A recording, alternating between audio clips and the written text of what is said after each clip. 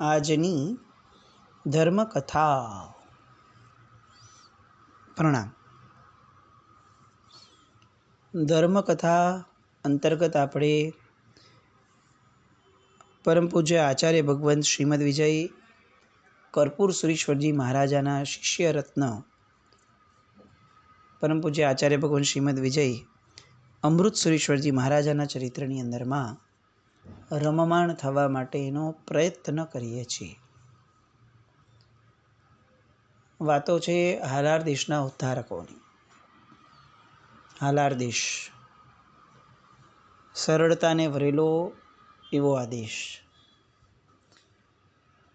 આપણે ત્યાં પ્રદેશે પ્રદેશે પ્રકૃતિઓ બદલાય, આબોહવા બદલાય, પાણી બદલાય અને એના કારણે વિચારધારાઓ બદલાય. માણસ કયા પ્રાંતનો છે એના પરથી નક્કી થઈ જતું કે કેવી વિચારધારાવાળો હશે, કારણ કે એની માતૃભૂમિ એ એના ડીએનએ ઉપર અસર કરે છે.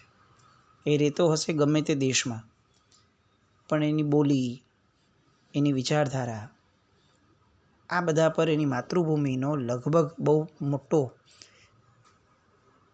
અસરનો ભાવ હશે, પ્રભાવ હોય. હાલાર દેશ એટલે એવો પ્રદેશ કે જે પ્રદેશની અંદરમાં સુગમતાથી બધું પ્રાપ્ત થાય. બહુ મહેનતથી ઉપર આવેલો આ પ્રદેશ, અને એ પ્રદેશ ઉપર આ બધા ગુરુ ભગવંતોએ ચાતુર્માસ કરી અને એટલો મોટો ઉપકાર કર્યો ધર્મમાં જોડવાનો કે જેના કારણે આજે પણ આ પ્રદેશની પ્રજા જ્યાં જ્યાં વસી છે ત્યાં ત્યાં ધર્મને એમણે છોડ્યો નથી.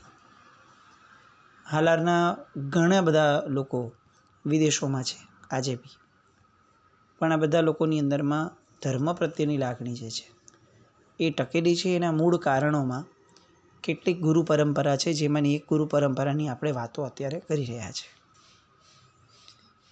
ગઈકાલ સુધી આપણે જોયું કે પૂજ્ય અમૃત સુરીશ્વરજી મહારાજાની દીક્ષા થઈ. 25 વર્ષની ઉંમરે દીક્ષા થઈ અને મુનિશ્રી અમૃત વિજયજી નામ જાહેર થયું. ત્યાર પછીથી વિક્રમ સંવત 1984માં એટલે કે દીક્ષાના 4 વર્ષ પછી પૂજ્યશ્રીને પ્રથમવાર પ્રવચન આપવાનું થયું.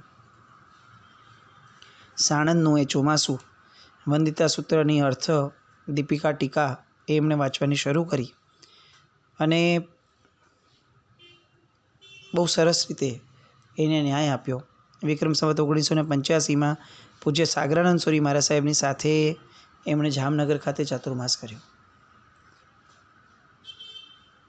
એ સમય એ તિથિઓના ભેદના કારણે કેટલાક ભેદનો સમય હતો, પરંતુ તેમ છતાં પણ કેટલાક મહાપુરુષો, કેટલાક મહાત્માઓ એવા હતા કે જે લોકો આ વિરોધને એક પર્યાય તરીકે જોતા હતા.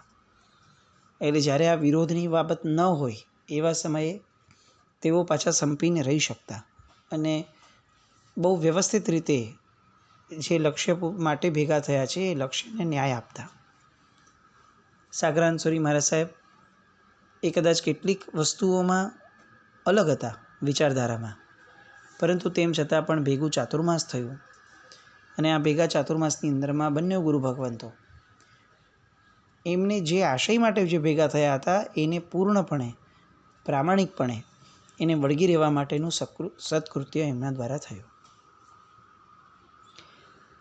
50 વર્ષની ઉંમરના શ્રાવક નેમચંદભાઈ એમને દીક્ષા થઈ અને મુનિશ્રી નેમ વિજયજી મહારાજ સાહેબે નામ રખાયું.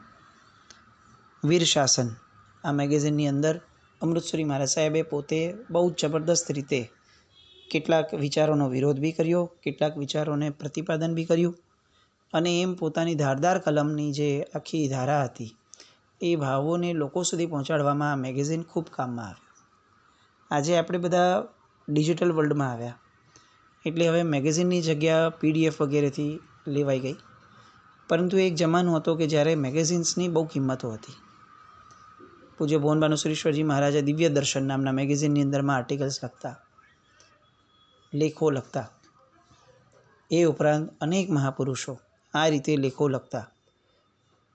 લોકોમાં ઇંતેજારી રહેતી. ક્રમશઃ જ્યારે બીજો ત્રીજો આવવાનો હોય ત્યારે લોકોની અંદર એક ઇંતજારી રહેતી કે હવે આમાં શું થયું હશે. પૂજ્ય પોનબાનેશ્વરીશ્વરજી મહારાજાના સમુદાયના પરમ પૂજ્ય આચાર્ય ભગવાન શ્રીમદ વિજય યશો વિજયશ્વરીશ્વરજી મહારાજા, તેઓ એક આવી જ રીતના એક માસિક મેગેઝિનની અંદરમાં તેઓ કથા લખતા અને આનંદસુરી મહારાજ સાહેબની આસપાસમાં એ સમયની એક આખી વાર્તા તેઓ લખતા હતા. એટલી બધી રસપ્રદ રહી કે લોકોમાં એટલી બધી ઇંતજારી રહેતી કે હવે આની પછી શું થશે. એક સસ્પેન્સ થ્રિલરની જેમ એ આખી વાર્તાના વણાકો સાહેબ બહુ સરસ રીતે આપતા હતા. આ બહુ રિસન્ટ વાતો છે. અને પછીથી એટલી બધી ડિમાન્ડ થઈ મહાત્માઓની પણ અને વાંચનારા શ્રોતાઓની પણ કે યશો વિજયશ્વરી મહારાજ સાહેબે આ પુસ્તક રૂપે એને આરૂઢ કરવું પડ્યું એ વાર્તાને. અને સરસ મજાનું એ સસ્પેન્સ થ્રિલરની જેવી એ વાર્તા જીન શાસનના કેટલાય જબરદસ્ત ઇતિહાસોની સાક્ષી બનતી એવી આ વાર્તા. આવું ઘણું બધું સાહિત્ય એ જમાનામાં આવા મેગેઝિન્સ માસિકના દ્વારા લોકોની અંદરમાં વિચારધારા ઘડવા માટેનું એક સાધન હતું.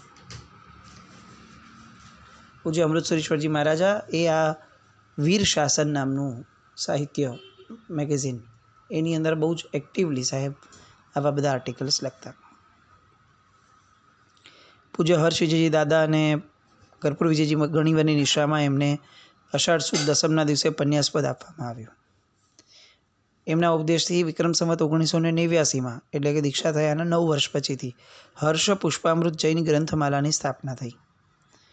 અને આ ગ્રંથમાલાની સ્થાપનાની અંદરમાં પૂજ્ય સાગરાનંદ સુરી મહારાજ સાહેબ સંકલિત દીક્ષાનું સુંદર સ્વરૂપ નામનું એક જે પુસ્તક છે એ સૌ પ્રથમવાર પ્રકાશિત કરવામાં આવ્યું. પછીથી તો ઘણા ગ્રંથો પ્રગટ થયા અને આજે પણ આગમના મૂળ સંશોધન કરાવી અને આ સંસ્થા કેટલાક પ્રકાશનો બહાર પાડી રહી છે. આ સંસ્થાની શરૂઆત જે છે એ પૂજ્ય અમૃતસરીશ્વરજી મહારાજાની પ્રેરણાથી થઈ હતી. એ પણ દીક્ષાના ફક્ત 9 વર્ષ થયા હતા એટલા જ સમયગાળામાં. વિક્રમ સંવત 1992 ખંભાતમાં જૈન શાળાની અંદરમાં ચોમાસું થયું. પૂજ્યશ્રી શાસ્ત્રના સારા અભ્યાસી હતા. એમનો શરૂઆતનો 3-1 વર્ષનો ફેઝ એવો ગયો કે જેની અંદરમાં ગાથાઓ એટલી ચડતી ન હતી. પણ પછીથી સાહેબનો જે પુરુષાર્થ થયો માનસિક અને કાયિક બંને, એના દ્વારા જાણે એમના જ્ઞાનાવરણીય કર્મના ભૂકા બોલાયા હોય એ રીતે સાહેબ જ્ઞાનની આરાધનાની અંદરમાં બહુ રત બન્યા. પુરુષાર્થ બહુ જ જબરદસ્ત કર્યો, પ્રચંડ કર્યો. અને એના કારણે સંસ્કૃતમાં સંક્ષિપ્ત શ્રાદ્ધ ધર્મ, ચતુર્વિંશતિ ચૈત્યવન આદિ સ્તુતિઓ અને જય વિજય કથાનક વગેરે ગ્રંથો સાહેબે પોતે રચ્યા છે. ન્યાયના વિષયમાં તર્કસંગ્રહ ઉપર પ્રભા નામની એમણે ટીકા લખી છે જે અપ્રગટ છે. ઉપરાંત અનેક ગુજરાતી પુસ્તકો લખ્યા છે. અમૃત બિંદુ એટલે કે સુવાક્યો લખ્યા છે અને કેટલીક પૂજાઓ પણ સાહેબે રચી છે. આમ સાહેબ જ્યાં જ્યાં વિચરણ કરતા, પછી હાલારનો પ્રદેશ હોય કે બીજા પ્રદેશો હોય, ત્યાં ત્યાં સાહેબની એ વિચારધારાઓ અને સાહેબની વાતો દ્વારા અઢળક લોકોની ધર્મની જે પ્રત્યેની શ્રદ્ધા હતી એ ખૂબ દ્રઢ થતી ગઈ. અને આખો પ્રાંત ધીરે ધીરે જાણે એ આખા પ્રાંતના ઉપકારી હોય એ રીતે એમના પ્રત્યે અહોભાવ અને બહુમાનભાવવાળો થયો. વિક્રમ સંવત 1999 આવી ફાગણ સુદ ત્રીજનો દિવસ. આ દિવસે પૂજ્ય સિદ્ધેશ્વરીશ્વરજી એટલે કે બાપજી મહારાજના હાથેથી પૂજ્ય મનોહર વિજયજી મહારાજ સાહેબ અને પૂજ્ય કર્પૂર વિજયજી મહારાજ સાહેબની આચાર્ય પદવી થઈ. કર્પૂર વિજયજી મહારાજ સાહેબ કર્પૂર સુરીશ્વરજી મહારાજા બન્યા. અને એ જ દિવસે મુનિશ્રી અમૃત વિજયજી મહારાજ સાહેબ એ ઉપાધ્યાય શ્રી અમૃત વિજયજી મહારાજ સાહેબ બન્યા. ઉપાધ્યાયનું પદ એ ખૂબ ગંભીર પદ છે. આની પહેલાં પણ આપણે આ વાત કેટલીક વાર ચર્ચાઓમાં લીધી છે કે આજે ઉપાધ્યાય પદની ગરિમા એ બહુ ઝાંખી પડતી જાય છે. પરંતુ આ ઉપાધ્યાય પદ ભણે ને ભણાવે એ જે સિદ્ધાંત છે એને એટલું સરસ રીતે સાચવે છે કે જો તેઓ ન હોત તો કદાચ આજે કેટલાય આગમોની સૂક્ષ્મ વાતો એ આપણા સુધી આ ચિંતન મનનના ધારા સુધી પહોંચી ન શકી હોત. અને આવું ઉપાધ્યાયપણું પૂજ્ય અમૃત સુરીશ્વરજી મહારાજા પોતે પામ્યા. અને ત્યારબાદ પૂજ્ય ઉપાધ્યાયશ્રીને ફાગણ સુદ દસમના દિવસે અમદાવાદ રાજનગરમાં જૈન વિદ્યાશાળામાં આચાર્ય પદવીથી અલંકૃત કરવામાં આવ્યા. સાંભળવામાં આપણને બહુ મોટું ન લાગે. આની પહેલાં આપણે ઘણા બધા મહાપુરુષોને જોયા કે જેમની આચાર્ય પદવી થઈ. પણ તમારા અને મારા જીવનની અંદરમાં કોણે આવું સાંભળ્યું છે કે કોઈ એક મહાપુરુષની આચાર્ય પદવી થઈ હોય તો મહોત્સવ કેટલા દિવસનો ચાલે? 8 દિવસ, 11 દિવસ, 15 દિવસ, આગળ વધીને 21 દિવસ? કોનો સાંભળ્યો છે આજ સુધી? આજે તો આપણે ખૂબ સંપન્નતાના કાળમાં છીએ. બધું જ સંપન્ન છે આપણે ત્યાં. ધારીએ એવું થઈ શકે. તો પણ કોઈ એક આચાર્ય પદવીનો પ્રસંગ 11-15 દિવસથી વધારે શું હોય? અને આપણને સાંભળીને આનંદ આશ્ચર્ય થાય અતિશય કે પરમ પૂજ્ય આચાર્ય ભગવંત શ્રીમદ વિજય અમૃત સુરીશ્વરજી મહારાજાને પૂજ્ય સિદ્ધિ સુરીશ્વરજી મહારાજા બાપજી મહારાજ તરફથી જ્યારે આચાર્ય પદવી અપાઈ હતી વિદ્યાશાળામાં, એ વખતે 2.5 મહિનાનો ભવ્ય ઉત્સવ યોજાયો હતો.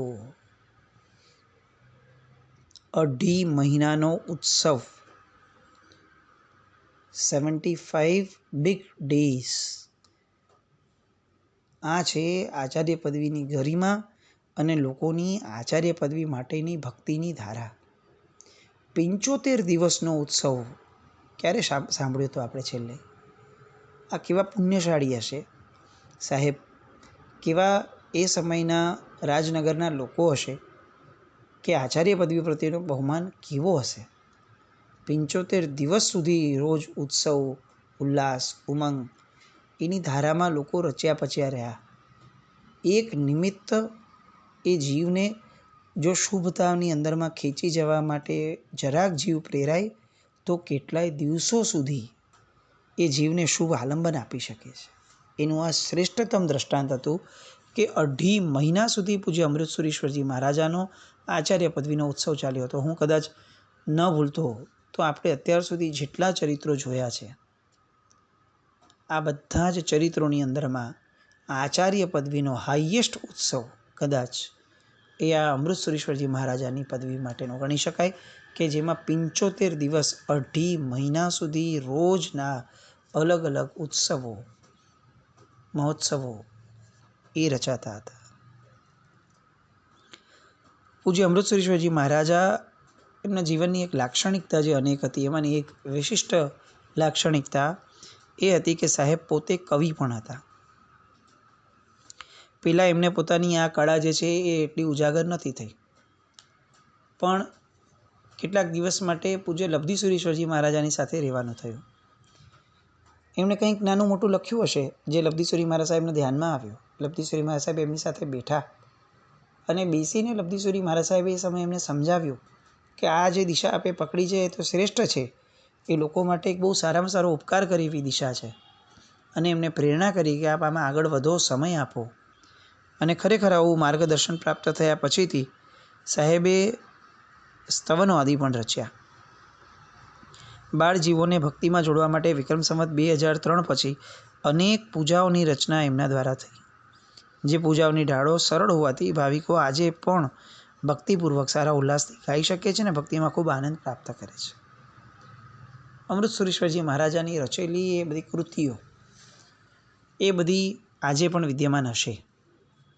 આપણે જે ગુરુ ભગવંતોના આવી રીતે સ્વાધ્યાયમાં જઈએ છીએ તે ગુરુ ભગવંતોની કેટલીક કૃતિઓને આપણે જાણવાનો, માણવાનો અને સંવેદવાનો પણ પ્રયત્ન કરીએ છીએ. આ સાંભળનાર જે પણ મહાપુરુષો છે અત્યારે શ્રોતાઓ, એમાંથી કોઈના પણ ધ્યાનમાં અમૃત સુરીશ્વરજી મહારાજાની કૃતિઓ હોય તો ચોક્કસપણે એ અમને મૂકી શકે એમ છે. આપણે ચોક્કસ આ ગ્રુપમાં મૂકશું, કારણ કે કેટલા બધા ભાવિકો એવા હશે કે જે આવી નવી નવી કૃતિઓ માટે, કે જે કૃતિઓ 100 વર્ષથી વધારે પ્રાચીન છે, એ બધી કૃતિઓ પામવા માટે લાલાયિત હોય છે. આજે પણ પરમાત્માના શાસનની એ કાવ્ય જગતની ગરિમાઓ ઘણાને આકર્ષે છે અને એના કારણે આવી લેવડ દેવડ એ સ્વપર માટે બહુ હિતકારી પણ બની રહે છે. સાહેબના જીવનમાં પરમ ઉપકારી કહી શકાય એવા ગુરુ ભગવંતોની અંદરમાં પૂજ્ય કર્પૂર સુરીશ્વરજી મહારાજા તો ચોક્કસપણે હતા જ, પણ સાથે સાથે પૂજ્ય રામચંદ્ર સુરીશ્વરજી મહારાજા એ પણ એમના પરમ ઉપકારી રહ્યા. એમના પ્રવચનો એ પૂજ્ય અમૃતસુરી મહારાજ સાહેબને બહુ અપીલિંગ બનતા. એમની સાથે ઘણી બધી વાર સાહેબ સત્સંગ વગેરેમાં પણ બેસતા જ્યારે ભેગા થાય ત્યારે. અને એ પછીથી સાહેબે બોરસદ, પાંથાવાડા, લોધરા વગેરે અનેક ક્ષેત્રોમાં સાહેબ ઘણી જાગૃતિ લાવ્યા. સૌરાષ્ટ્રના હાલાર પ્રદેશમાં અને છેલ્લે ઝાલાવાડ તથા બોટાદ વિસ્તારમાં વઢવાણ, લીંબડી, અલાવ આદિ ગ્રામનગરોમાં સાહેબ ત્યાં વિચર્યા અને ગ્રામ્ય પ્રજાની અંદરમાં સુંદર એવી ધર્મ જાગૃતિ પણ લાવ્યા. ધાંગધ્રામાં તપાગચનો ઉપાસ રહી છે, જે પૂજ્ય અમૃતસુરી મહારાજ સાહેબની પ્રેરણા અને ઉપદેશથી નિર્માણ પામ્યો હતો. એમના માર્ગદર્શન અને નિષ્ઠા પામીને હાલાર દેશની અંદરમાં અનેક દેરાસરોના નવનિર્માણ થયા અને પડાણા તથા જામનગરમાં અંજન શલાખાઓ પણ થઈ. આ પ્રદેશમાં સાધુઓનું વિચરણ બહુ અલ્પ રહ્યું હતું. એ બધાના હોવાના કારણે જૈન ધર્મની અંદરમાં બધા ઘણા પાછળ હતા. પરંતુ પૂજ્યશ્રીનું આ ક્ષેત્રમાં સતત વિચરણ થયું, પ્રબળ પ્રેરણાઓ થઈ અને એના કારણે સારી એવી ધર્મ જાગૃતિ આવી, જેના કારણે સાહેબને હાલાર દેશોદ્ધારક નામનું બિરુદ પણ આપવામાં આવ્યું. જૈન શાસનના પ્રચાર અને રક્ષા માટે તેઓ શ્રીના ઉપદેશથી લાખા બાવળથી શ્રી મહાવીર શાસન નામનું પત્ર પણ શરૂ થયું હતું, જે બહુ સરસ રીતે લોકો સુધી પહોંચી અને લોકોની અંદરમાં ઉલ્લાસ, ઉત્સાહ અને જ્ઞાનની આલેખ જગાડતું હતું. એમના અનેક પુસ્તકો, કથાઓ, લેખો, પ્રશ્નોત્તરીઓ, અમૃતબિંદુઓ એટલે કે સુવાક્યો, આ બધું સારા પ્રમાણમાં સાહેબે લખ્યું છે. શાસ્ત્રીય રહસ્યોમાં તેઓ ઊંડા મર્મગ્ન હતા અને એક ગ્રંથ અનેક વાર વાંચી અને દર વખતે એના નવા નવા રહસ્યો તારવી શકવાની એક બહુ સરસ મજાની કળા એ પૂજ્યશ્રીની અંદરમાં હતી. સાહેબની પ્રભાવકતા અને પુણ્યશાળીતા એ પણ જોરદાર હતી. હાલારમાં રાસંગપુર, ભાણવડ, લાખાબાવળ, પડાણા, જામનગર પ્લોટ વગેરે જીન મંદિરોની પ્રતિષ્ઠા જે છે એ પૂજ્યશ્રીના હાથેથી થઈ છે. આ ઉપરાંત રાજકોટના માંડવી ચોકમાં શ્રી સુપાર્શ્વનાથજી ભગવાનનું જિનાલય તથા સદરમાં શ્રી મણિયારના દેરાસરની પ્રતિષ્ઠા તેમજ બગસરા અને કારિયાણી એટલે કે બોટાદ જિનાલયની પ્રતિષ્ઠા વગેરે સાહેબના શુભ હસ્તેથી થઈ છે. પ્રભાસ પાટણના નૂતન મહામંદિરનું તથા ધન્યાવાડા એટલે કે દિશા દેરાસરનું શિલારોપણ પૂજ્યશ્રીની નિષ્ઠામાં થયું હતું. લીંબડીના શ્રી સુબાહુજીન મહામંદિરનો જીર્ણોદ્ધાર પણ પૂજ્યશ્રીના ઉપદેશથી થયો હતો. પૂજ્યશ્રીના આમ શાસન પ્રભાવક કાર્યોની યાદી ખૂબ મોટી છે. સાહેબના હાથેથી દીક્ષાઓ પણ અનેકની થઈ હતી. તપશ્ચર્યાની બાબતમાં પણ સાહેબ અવ્વલ દરજ્જાના સાધક હતા. ગૃહસ્થપણાથી એમને એકાસનાનો અભ્યાસ હતો. સાધુપણામાં પણ વિક્રમ સંવત 2017થી લઈને કુલ 37 વર્ષ પર્યંત એમણે પ્રાય એકાસના જ કર્યા. પછીથી તબિયત કેટલીક અસ્વસ્થ થઈ એટલે તબિયતના કારણે એકાસના છોડી અને પછી એમણે ઉપવાસ શરૂ કર્યા. જી, હું ફરીથી બોલું છું. એમની કેટલીક તબિયતની સાનુકૂળતા ન હતી એટલે એમણે ઉપવાસ એકાસના કન્ટિન્યુ ન કરી શક્યા, એટલે તેમણે એકાસના બંધ કરી અને એમણે ઉપવાસ કરવાના શરૂ કર્યા. એકાંતરે ઉપવાસ કર્યા. વચ્ચે તિથિ એ વાપરવાનું આવે તો છઠ પણ કરી લે. કેટલાક સમયે તો અઠમ પણ સાહેબે કર્યા છે. મોટાભાગે એમના ઉપવાસ બધા જ ચોવ્યારા હતા. હાલારમાં કેટલાક સમય માટે 6 વિઘઈનો ત્યાગ અને 4 દ્રવ્ય જ છૂટા રાખ્યા હતા. 43 વર્ષના દીક્ષા પર્યાયમાં અમૃતસુરીશ્વરજી મહારાજાએ ક્યારેય પણ લીલું શાક વાપર્યું નથી. ફરીથી 43 વર્ષના દીક્ષા પર્યાયમાં કે જેની અંદરમાં મુનિપણું, ઘણીવર્ય, પન્યાસ પદવી, ઉપાધ્યાય પદ, આચાર્યપણું, આ બધી જ પદવીઓ આટલી બધી પુણ્યશાળીતા સાથે ભોગવવા છતાં સાહેબે ક્યારે પણ દીક્ષા પર્યાયમાં લીલોતરીને મોઢામાં મૂકી નથી. આપણા મહાપુરુષો જેટલા પુણ્યશાળી છે એટલા જ ત્યાગી પણ છે. પુણ્ય જેટલું પ્રબળ છે, શુદ્ધિ એટલી જ પ્રબળ છે. સાંચોર મારવાડમાં ત્યાંના જિનાલયનો જીર્ણોદ્ધાર કંઈક અંશે લટકી રહ્યો હતો. પૂજ્ય અમૃતસરીશ્વરજી મહારાજાને 2 વાર જવાનું થયેલું હતું. ખબર નહીં કેમ એમના મગજમાં બેસી ગયું હતું કે આ જિનાલયનો જીર્ણોદ્ધાર થવો જ જોઈએ અને કંઈ સમજાતું નથી કે કયા અગમ્ય કારણોસર આ બધું કંઈક ને કંઈક લંબાતું રહે છે. તો સાહેબે 15 વર્ષ સુધી સાંચોર જિનાલયનો જીર્ણોદ્ધાર ન થાય ત્યાં સુધી સાહેબે ઘીનો ત્યાગ રાખ્યો હતો. જે સાંચોર સાથે એમને કોઈ લેવા દેવા નહોતું. જે સાંચોરનું જીર્ણોદ્ધાર થાય તો એમાં ક્યાંય એમની તકતી લાગવાની ન હતી. ક્યાંય કોઈ સાંચોર સંઘ એમને માથે બેસાડીને ગુરુ તરીકે સ્થાપી અને પોતાનો સંઘ સુપરત કરવાનો હતો એવું પણ કંઈ ન હતું. લાગણી હતી, પૂર્ણપણે નિસ્વાર્થ એવી લાગણી હતી. અને આ લાગણીની પરાકાષ્ઠા જુઓ કે તે સંઘના જીનાલયનો જીર્ણોદ્ધાર થાય એ માટે અહીંયા હાલારમાં બેઠેલા એવા પૂજ્યશ્રીએ ઘીનો ત્યાગ કર્યો 15 વર્ષ સુધી. આ આચાર્ય ભગવંતો જૈન સંઘો પ્રત્યે કેવી લાગણીઓ લઈને જન્મ્યા છે એ ઉપકારનો આપણે કોઈ ક્યાસ જ કાઢી શકીએ એમ નથી. જૂના દેરાસરોમાં થતી આશાતના જોવાથી આવો અભિગ્રહ સાહેબે કર્યો હતો.